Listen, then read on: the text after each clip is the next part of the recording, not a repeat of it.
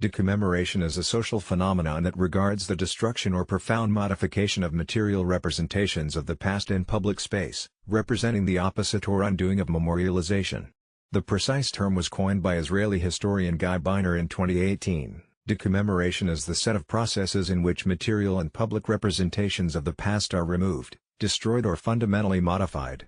Guy Beiner introduced the concept of de-commemorating in reference to hostility towards acts of commemoration that can result in violent assaults and in iconoclastic defacement or destruction of monuments. Beiner's study suggested that rather than stamping out memorialization and giving an impression of freedom from the past, de-commemorating can paradoxically function as a form of ambiguous remembrance, sustaining interest in controversial memorials.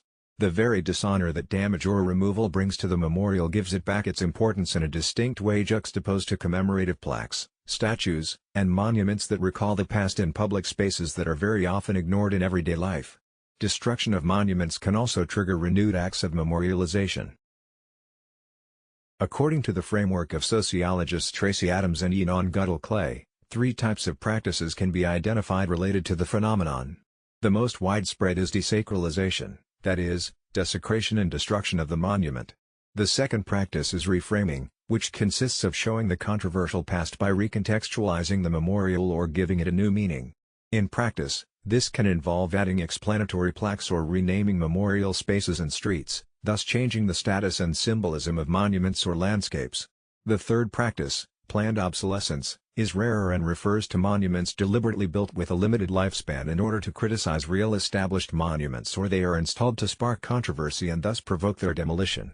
De-commemoration is not a recent social phenomenon, and has involved 5 different approaches and historical examples according to a framework set by Sarah Ginsberger and Jenny Wustenberg. It can be the result of a change in political regime and then aims to adapt the symbolic landscape.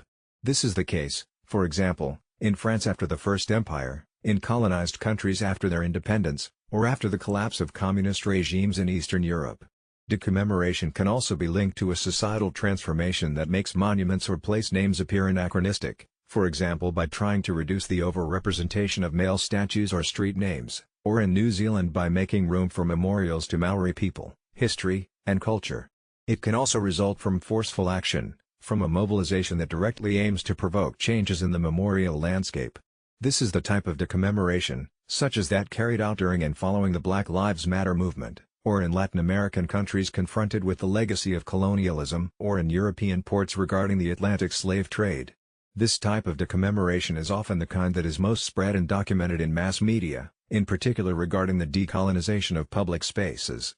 De-commemoration can also sometimes act as a smokescreen, a maneuver by those in charge to prevent political change or to sidestep a debate on the past, as in post-colonial Namibia. Finally, it leads, more rarely, to a transformation in the way of thinking about memory, to reconsidering commemoration itself. This rarely happens because the tendency is to replace the destroyed monument with another of different meaning but of the same type.